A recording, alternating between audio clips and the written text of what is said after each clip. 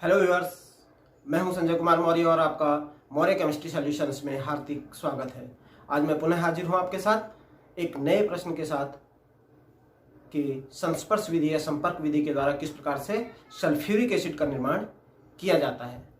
तो समय को बर्बाद न करते हुए आइए शुरू करते हैं कि कॉन्टैक्ट प्रोसेस, संस्पर्श विधि जिसे कहा जाता है, इसमें किस प्रकार से सल्फ्यूरिक एसिड का निर्माण किया जाता है, क्या परिस्थितियां होती हैं, किस उत्प्रेरक का उपयोग सल्फ्यूरिक एसिड के निर्माण के लिए किया जाता है। तो जानते हैं। संपर्क विधि के द्वारा सल्फ्यूरिक एसिड के निर्माण की जो प्रक्रिया है यह 3 चरणों में संपूर्णता को प्राप्त करती है। पहले चरण में सल्फर या सल्फाइड अयस्क को वायु के साथ में दहन करके सल्फर डाइऑक्साइड का निर्माण किया जाता है। द्वितीय चरण में वेनेडियम पेंटाऑक्साइड या प्लेटिनम उत्प्रेरक की उपस्थिति में ऑक्सीजन के साथ सल्फर डाइऑक्साइड को अभिकृत कराकर सल्फर ट्राइऑक्साइड में परिवर्तित किया जाता है। और तृतीय चरण में सल्फर ट्राइऑक्साइड को सल्फ्यूरिक अम्ल में अवशोषित करके ओलियम, जिसे सधूम सल्फ्यूरिक एसिड कहा जाता है, का निर्माण किया जाता है।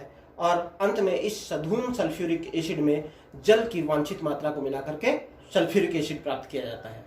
ये आपके सम्मुख संपर्क विधि के द्वारा सल्फ्यूरिक एसिड निर्माण में प्रयुक्त होने वाले संयंत्र का रेखा चित्र।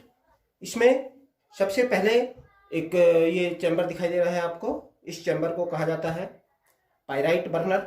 इस बर्नर में सल्फर या सल्फर के अयस्क को वायु के साथ गर्म किया जाता है, जलाया जाता है, दहन किया जाता है, जिसके फलस्वरूप सल्फर डाइऑक्साइड प्राप्त होती है।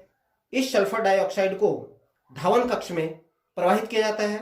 क्योंकि यह पाइराइट बर्नर से होकर के सल्फर डाइऑक्साइड आ रही है तो यह गर्म होती है। इसको ठंडा करने के लिए और इसमें से अपशिष्ट पदार्थों को निकालने के लिए इसको कूलिंग टावर के माध्यम से धावन कक्ष में प्रवाहित किया जाता है। यह आपके सम्मुख धावन कक्ष। यहाँ पर ऊपर से जल की बौछार गिर रही होती है, जिससे जो सल्फर डाइऑक्साइड है वो सल्फर डाइऑक्साइड शुद्ध मात्रा में आगे की ओर बढ़ जाती है और जो अपशिष्ट जल है वो नीचे अलग निकल जाता है।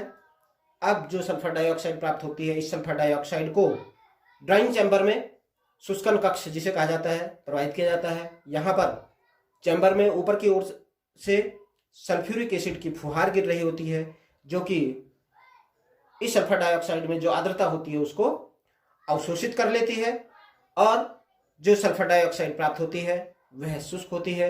अब इस सल्फर डाइऑक्साइड को आर्सेनिक शुद्धिकारक कक्ष में प्रवाहित किया जाता है। चूंकि इसके अयस्क में आर्सेनिक की अशुद्धियां पाई जाने की संभावना अधिक रहती है, तो यहाँ पर इस आर्सेनिक शुद्धिकरण कक्ष में जो आर्सेनिक से संबंधित अशुद्धियां हैं उनको पृथक कर दिया जाता है। तत्पश्चात जो सल्फर डाइऑक्साइड गैस है इसको उत्प्रेरक कक्ष में प्रवाहित किया जाता है।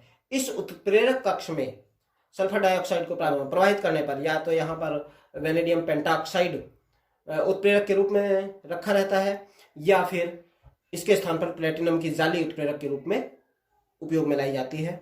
यहाँ पर उत्प्रेरक की उपस्थिति में सल्फर डाइऑक्साइड ऑक्सीजन के साथ अभिकृत होकर के सल्फर ट्राइऑक्साइड का निर्माण करती है और यह सल्फर ट्राइऑक्साइड अंत में अवशोषक स्तंभ में प्रवाहित की जाती है। यह आपके सामने अवशोषक स्तंभ। यहाँ पर ऊपर से सांद्र सल्फ्यूरिक एसिड की बूंदें गिर रही होती हैं, जो कि सल्फर ट्राइऑक्साइड के साथ अभिक्रिया कर लेती हैं और सधूम सल्फ्यूरिक एसिड, जिसे ओलियम कहा जाता है, H2SO7 का निर्माण करती हैं। इस अवशोषक स्तंभ में क्वार्ट्ज की मात्रा भरी रहती है, जो कि इसमें आर्द्रता होती है, जो नमी होती है उसको अवशोषित कर लेती है।